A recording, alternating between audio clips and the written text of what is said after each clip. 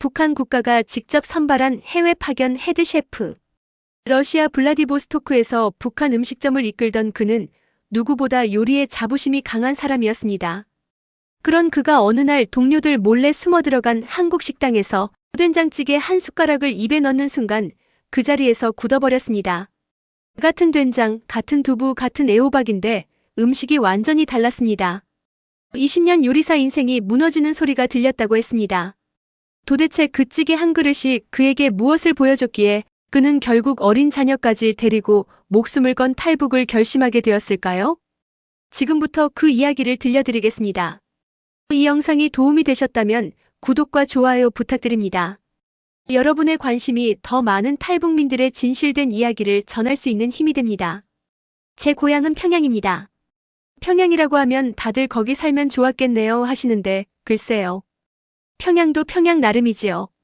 저는 모란봉 자락 아래 성천강이 내려다 보이는 작은 골목 동네에서 태어났습니다. 지금도 눈을 감으면 그 골목이 선합니다. 아침마다 어머니가 옥수수죽 끓이는 냄새, 아버지가 새벽 일찍 작업복 입고 나서시던 뒷모습, 겨울이면 손발이 꽁꽁 얼어붙던 추위. 그게 제 어린 시절 전부였습니다. 여러분도 아시다시피 어릴 적 고향이란 게 아무리 가난해도 따뜻한 법 아니겠어요. 저도 그랬습니다. 6.25 이후 나라가 쪼개지고 우리는 저쪽에서, 여러분은 이쪽에서 각자의 삶을 살아왔지만 어머니가 끓여주신 된장찌개 냄새는 아마 크게 다르지 않았을 겁니다. 제가 요리사의 길로 들어선 건 16살 때였습니다. 국가에서 운영하는 요리학교에 시험을 봐서 들어갔지요. 그 시절 요리학교 합격은 꽤나 대단한 일이었습니다. 동네 어르신들이 아이고 철수 어머니 아들이 요리학교를 갔대 하며 부러워하셨으니까요. 어머니는 그날 저녁 배급받아 아껴두신 흰쌀로 밥을 지어주셨습니다.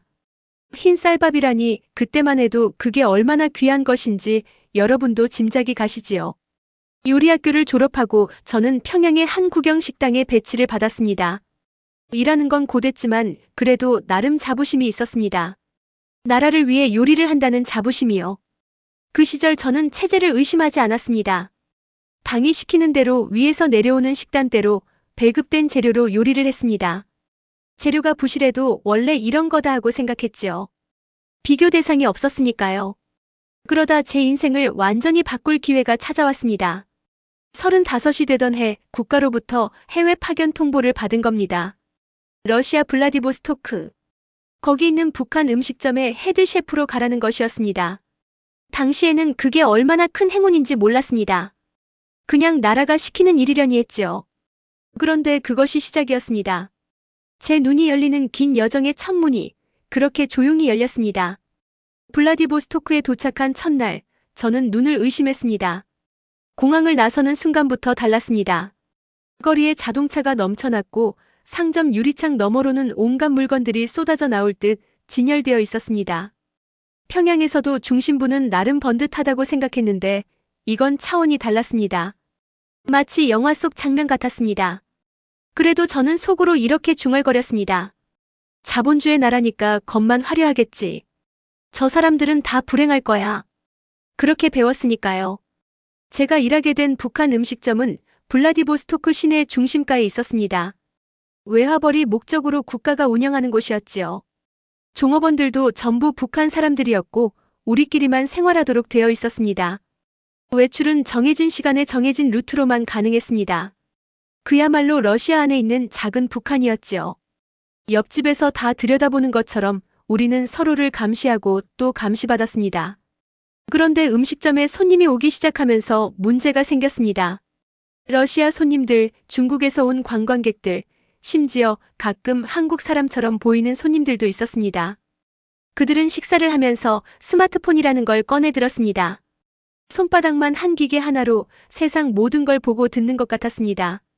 저는 주방에서 그 모습을 멀찍이 바라보며 묘한 기분이 들었습니다. 저건 뭔가 우리가 배운 세상이 전부가 아닐 수도 있겠다는 생각이 그때 처음으로 스쳐 지나갔습니다. 더 큰 충격은 식재료 납품 과정에서 왔습니다. 음식점에 들어오는 재료들은 국가에서 정해준 것들이었는데 러시아 현지 식자재 시장에 심부름을 갔다가 저는 그만 걸음을 멈추고 말았습니다. 신선한 채소들이 산처럼 쌓여 있었습니다. 빛깔도 탐스럽고 크기도 실했습니다. 향신료 종류만 해도 제가 이름도 모르는 것들이 수십 가지였습니다. 북한에서 요리사로 15년을 살았는데 저는 그날 처음으로 좋은 재료란 게 따로 있구나라는 걸 느꼈습니다. 그날 숙소에 돌아와 저는 한참을 천장만 바라봤습니다. 뭔가 단단히 잘못되어 있다는 느낌. 그게 무엇인지는 아직 몰랐지만 제 마음속 어딘가에서 조용히 균열이 시작되고 있었습니다. 그 음식점을 들어간 건 순전히 우연이었습니다. 어느 날 오후 평소와 다른 루트로 심부름을 다녀오다가 골목 안쪽에 작은 식당 하나를 발견했습니다. 간판에 한글이 적혀 있었습니다. 조선족이나 한국 교민이 운영하는 곳 같았습니다. 동료들 몰래 살짝 들어가 앉았습니다. 들키면 큰일 날 일이었지만 그날따라 발걸음이 그쪽으로 향했습니다. 주문을 하고 기다리는데 주방 쪽에서 향기가 흘러나왔습니다. 된장찌개 끓이는 냄새였습니다. 똑같은 된장찌개인데 어딘가 달랐습니다. 구수하면서도 깊고 묵직했습니다. 음식이 나오자 저는 젓가락을 들기도 전에 재료들을 눈으로 먼저 살폈습니다. 요리사의 직업병이지요. 순간 저는 숨이 멎는 것 같았습니다. 두부가 달랐습니다. 우리 식당에서 쓰는 것보다 훨씬 탱탱하고 결이 고왔습니다. 애호박은 껍질이 얇고 싱그러운 빛깔이었으며 된장은 색깔부터 달랐습니다. 제대로 발효된 된장 특유의 짙은 갈색, 그리고 그 위에 살짝 올린 참기름 한 방울. 저는 그 참기름 냄새에 그만 눈물이 핑 돌았습니다. 어머니가 명절에만 꺼내시던 바로 그 냄새였거든요. 한 숟가락 떠서 입에 넣었습니다. 그리고 저는 그 자리에서 요리사로서 20년 인생이 무너지는 소리를 들었습니다. 이건 같은 된장찌개가 아니었습니다. 재료가 다르면 음식이 이렇게 달라질 수 있구나. 당연한 이야기 같지만 저는 그때까지 단 한 번도 제대로 된 재료로 요리를 해본 적이 없었던 겁니다. 저런 재료를 쓰면 나도 이런 음식을 만들 수 있겠다. 저런 재료가 있다면 나는 더 잘할 수 있다. 그 생각이 머릿속에서 떠나지 않았습니다. 북한의 요리학교에서 배운 것, 구경식당에서 닦은 실력, 해외 파견 셰프로서의 자부심. 그 모든 것들이 사실은 절반짜리였다는 걸 찌개 한 그릇이 가르쳐 주었습니다. 숙소로 돌아오는 길, 저는 생전 처음으로 언젠가 내 손으로 좋은 재료로 내 음식을 만들겠다는 꿈을 품었습니다. 아직은 막연했지만 그 씨앗은 분명히 심어졌습니다. 그 꿈이 구체적인 결심으로 바뀐 건 딸아이 편지 한 통 때문이었습니다. 블라디보스토크에 온 지 3년이 지난 어느 봄날이었습니다. 북한에 있는 아내를 통해 딸아이가 적어보낸 편지가 들어왔습니다. 어설픈 글씨로 아버지, 요즘 배가 많이 고파요. 학교 급식이 나오지 않는 날이 많아요라고 적혀 있었습니다. 저는 그 편지를 손에 들고 한참을 움직이지 못했습니다. 15살 딸아이가 배가 고프다고. 아버지한테 그 말을 하고 싶어서 편지를 썼겠지요. 저는 해외 파견 나와서 번 돈이 고스란히 국가로 들어간다는 걸 알고 있었습니다. 우리한테 돌아오는 건 정해진 생활비뿐이었습니다. 나라를 위해 일한다는 명목으로 가족들은 여전히 배급에 의지해 살고 있었고 그 배급마저 끊기는 날이 늘어나고 있다는 소식이 들려왔습니다. 아내도 몸이 좋지 않다고 했습니다. 약을 구하기가 어렵다고, 병원에 가도 약이 없다고. 여러분도 아시다시피 자식 걱정, 부모 걱정이란 게 세상에서 제일 무거운 짐 아니겠어요. 저는 밤마다 잠을 이루지 못했습니다. 이러다가 아이들이 어떻게 되면 어쩌나. 아내가 쓰러지기라도 하면. 그런데 나는 여기서 아무것도 할 수 없구나. 결심이 서는 데는 그리 오래 걸리지 않았습니다. 탈북. 그 두 글자를 머릿속에 떠올린 건 그때가 처음이 아니었지만 진심으로 결심한 건 그날 밤이 처음이었습니다. 가족 전원이 함께 가야 했습니다. 아내, 딸, 아들 넷이서 함께. 혼자 탈북해봐야 가족을 잃는 것과 다를 바가 없었으니까요. 무섭지 않았냐고요? 무서웠습니다. 손이 떨릴 정도로 무서웠습니다. 잡히면 정치범 수용소행이고 가족들은 연좌제로 곤욕을 치를 것이 뻔했습니다. 하지만 이대로 있으면 가족이 천천히 굶어가는 걸 지켜봐야 했습니다. 두 가지 두려움 중에 어느 쪽이 더 무거운지는 자식을 가진 분이라면 아실 겁니다. 부모님 생각도 났습니다. 평양에 계신 어머니 아버지. 차마 말씀드릴 수 없었습니다. 알게 되시면 말리실 게 뻔하고 알게 되시면 위험해질 수도 있었으니까요. 마음속으로 수없이 절을 올렸습니다. 어머니, 아버지, 불효자를 용서해 주십시오. 2017년 이른 봄이었습니다. 아직 강바람이 매서운 때였습니다. 준비에만 반년이 걸렸습니다. 블라디보스토크에서 몰래 모은 돈으로 브로커를 구하고 아내와 아이들이 있는 북한 쪽에도 연락이 닿도록 했습니다. 직접 전화를 할 수 없으니 여러 사람을 거쳐 메시지를 전달해야 했습니다. 잘못 전달되거나 누군가가 밀고 하면 끝이었습니다. 그 반년이 제 인생에서 가장 긴 반년이었습니다. 아내와 아이들이 국경지대 근처로 이동했다는 연락을 받은 날, 저도 블라디보스토크에서 조용히 자리를 떴습니다. 음식점 동료들은 제가 잠깐 외출한 것으로 알았을 겁니다. 제 방에는 옷가지가 그대로 걸려 있었고 일부러 내일 식단 메모지도 책상 위에 올려두었습니다. 자연스럽게 보이려고. 두만강 근처에서 가족을 만났을 때 저는 아이들을 꼭 껴안고 한동안 놓지 못했습니다. 딸아이는 훌쩍 커 있었고 아들 철민이는 보름달처럼 동그란 눈으로 저를 올려다봤습니다. 아내는 아무 말 없이 제 손을 꽉 쥐었습니다. 강을 건너는 건 자정이 넘어서였습니다. 브로커가 앞장섰고 우리 가족이 뒤를 따랐습니다. 강물이 허벅지까지 차올랐습니다. 봄이라고는 해도 녹은 눈이 섞인 두만강물은 살을 애듯 차가웠습니다. 아들 철민이를 등에 업고 건너다가 아이가 발을 허우적대며 제 어깨를 꽉 붙들었습니다. 그 작은 손의 감촉이 아직도 생생합니다. 그때였습니다. 강 건너편 수풀에서 불빛이 움직이는 게 보였습니다. 순찰되었습니다. 브로커가 손을 들어 멈추라는 신호를 보냈습니다. 우리 가족 4명은 허리까지 차는 강물 속에 그대로 멈춰 섰습니다. 아무 소리도 내지 않은 채. 딸아이가 떨고 있는 게 느껴졌습니다. 추위인지 두려움인지 모를 떨림이었습니다. 저는 속으로 기도했습니다. 하늘에 계신 어머니 아버지, 이 아이들만은 살려주십시오. 제 목숨은 어찌 되어도 좋으니 이 아이들만은. 불빛은 천천히 반대 방향으로 멀어졌습니다. 우리는 숨을 죽인 채 강을 다 건넜습니다. 중국 땅이었습니다. 중국 땅을 밟는 순간 저는 울었습니다. 해냈다는 안도감 때문만은 아니었습니다. 막막함 때문이었습니다.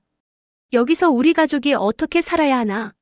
언어도 모르고 아는 사람도 없고 신분도 없는 4사람이 낯선 땅에 서 있었습니다.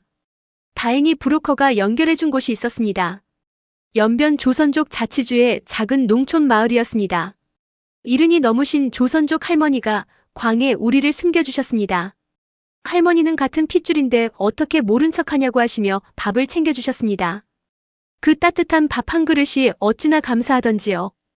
6.25 때 가족과 헤어졌다는 할머니의 이야기를 들으며 저는 분단이 얼마나 오랫동안 얼마나 많은 사람들을 아프게 해왔는지를 새삼 느꼈습니다. 그렇게 숨어 지내는 동안 저는 할머니 댁 부엌일을 도왔습니다. 요리사인 제가 부엌에 서니 마을 사람들이 하나둘 모여들었습니다. 중국말은 못해도 음식은 통했습니다. 제가 만든 두부찌개를 먹고 동네 어른들이 야, 이 사람 솜씨가 보통이 아니다라고 하시는 게 들렸습니다. 말은 못 알아들어도 표정과 몸짓으로는 알 수 있었지요. 그러나 평화로운 시간은 오래가지 않았습니다. 공안이 이 일대를 돌며 탈북자를 색출한다는 소문이 들렸습니다. 우리는 또 이동해야 했습니다. 아이들을 데리고 새벽에 일어나 짐도 제대로 못 챙기고 마을을 떠났습니다. 그렇게 2-3달을 숨고 이동하고 또 숨기를 반복했습니다. 지쳐갈 무렵 한국인 선교사님을 만났습니다. 이름도 밝히지 않고 묵묵히 도움을 주시는 분이었습니다. 밥을 주고 잠자리를 주고 다음 길을 안내해 주셨습니다. 저는 그분께 왜 이렇게 도와주시냐고 물었습니다. 선교사님은 조용히 웃으시며 그냥 사람이니까요 라고 하셨습니다. 그 한마디가 저는 아직도 잊히지 않습니다. 선교사님이 한국행 루트를 알려주셨습니다. 중국에서 바로는 갈 수 없고 동남아시아를 거쳐야 한다고 하셨습니다. 태국이었습니다. 중국에서 태국까지 가는 길은 길고 험했습니다. 국경을 넘을 때마다 가슴이 쪼그라들었습니다. 서류가 없으니 정식 루트로는 갈 수 없었고 산길을 걷고 작은 배를 타고 또 걷고를 반복했습니다. 아들 철민이가 발목을 삐끗해서 한동안 업고 걸었습니다. 등이 뜨거웠지만 내려놓을 수가 없었습니다. 딸아이는 그 긴 여정 내내 울지 않았습니다. 오히려 제 손을 꼭 잡고 아빠, 우리 잘 될 거야 라고 했습니다. 15살 아이가 저를 위로하더군요. 그 말에 제가 더 울컥했습니다. 방콕에 도착해 한국 대사관을 찾았을 때 저는 다리에 힘이 풀려 그만 주저앉을 뻔했습니다. 대사관 직원분이 나와 우리를 안으로 안내해 주셨습니다. 고생 많으셨어요라는 그 한마디에 아내가 그 자리에서 울음을 터뜨렸습니다. 그동안 얼마나 참아왔겠습니까? 중국에서 숨어 다니는 내내 아이들 앞에서 울지 않으려고 얼마나 이를 악물었겠습니까?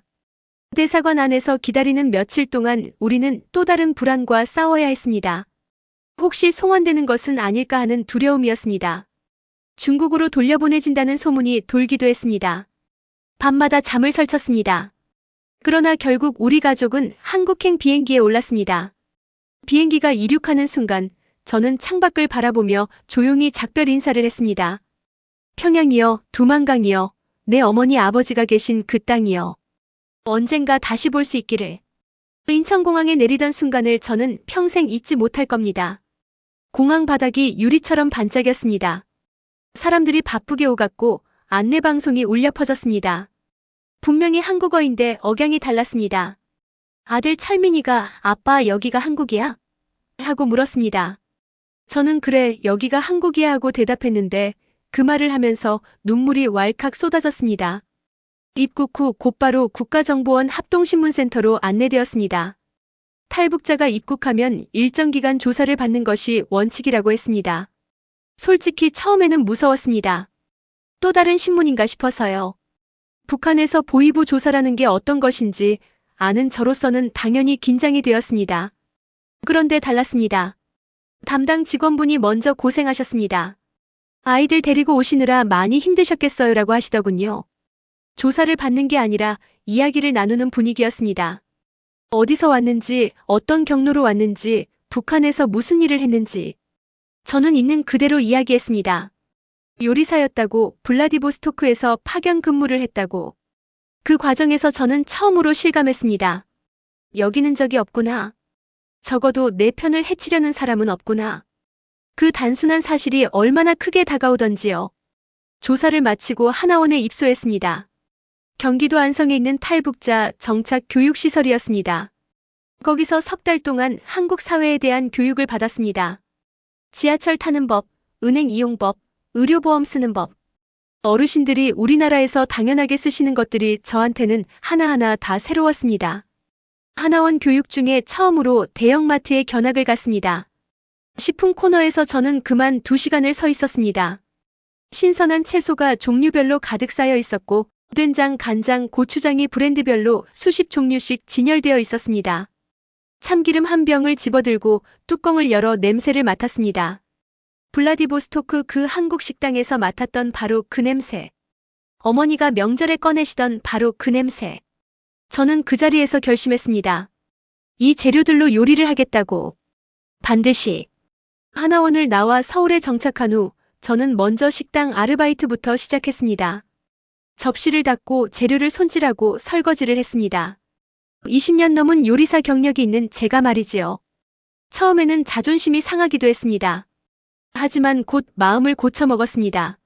한국 식당이 어떻게 돌아가는지, 손님들이 무엇을 원하는지, 재료를 어떻게 다루는지 배워야 했습니다. 몇 달을 그렇게 보내면서 저는 한국 음식 문화가 생각보다 훨씬 깊다는 걸 알게 됐습니다.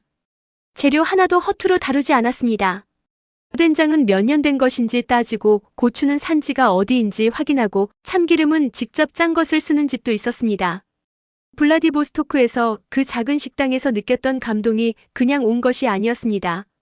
2년을 배우고 모은 돈에 정착지원금을 보태 작은 가게를 열었습니다.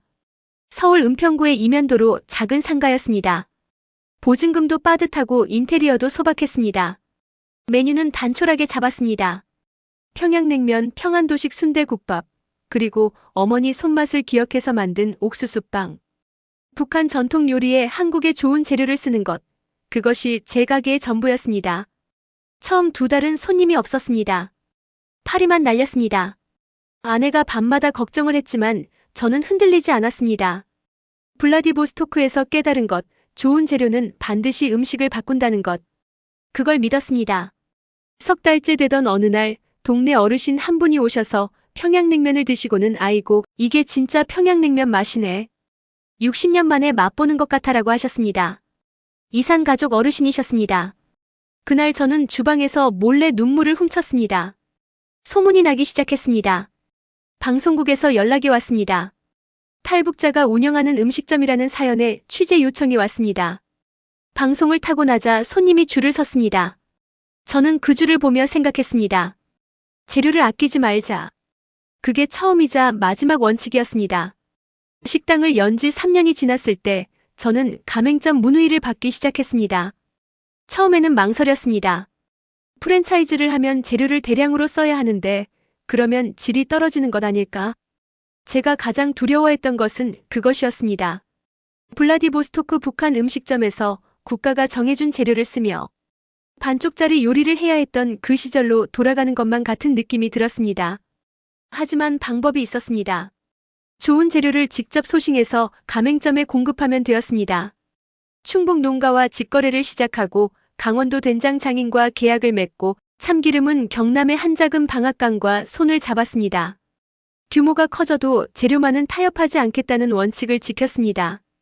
현재 저희 브랜드는 전국에 23개 가맹점이 있습니다. 가맹점주 중에 탈북자분들도 여러 계십니다. 고향이 함흥인분, 청진인분, 원산인분. 저마다 사연이 있고 저마다 한을 품고 오신 분들입니다. 그분들이 제 브랜드로 가게를 열고 자리를 잡아가는 모습을 볼 때 저는 요리사로서가 아니라 한 사람으로서 가장 큰 보람을 느낍니다. 그래도 밤이 되면 북쪽 하늘을 올려다보게 됩니다. 평양에 계신 부모님이 아직 살아계신지조차 알 수 없습니다. 연락할 방법이 없습니다. 아버지 어머니가 아들이 어떻게 살고 있는지 알기나 하실까요? 잘 먹고 잘 지낸다고 아이들도 잘 자라고 있다고 한 번만 말씀드릴 수 있다면 얼마나 좋겠습니까? 저는 통일을 간절히 바랍니다. 어르신들 세대가 겪으신 이산 가족의 아픔을 이제 우리 세대도 똑같이 겪고 있습니다. 다른 것이 있다면 우리는 스스로 선택해서 왔다는 것뿐입니다. 그 선택이 후회스럽지는 않습니다. 아이들이 자유롭게 뛰어다니는 걸 보면 이 길이 맞았다는 걸 압니다. 하지만 자유는 혼자 누리기에는 너무 무겁습니다. 북에 두고 온 사람들을 생각하면 더욱 그렇습니다. 저는 오늘도 주방에 섭니다. 좋은 재료를 손질하고 불 앞에 서고 정성껏 음식을 만듭니다. 언젠가 통일이 되는 날 제가 직접 평양에 가서 어머니께 이 음식을 해드리고 싶습니다. 한국의 좋은 재료로 어머니가 가르쳐주신 그 손맛으로. 좋은 재료는 음식을 바꾸고 자유는 사람을 바꿉니다. 그리고 통일은 우리 모두를 완성시켜줄 것입니다.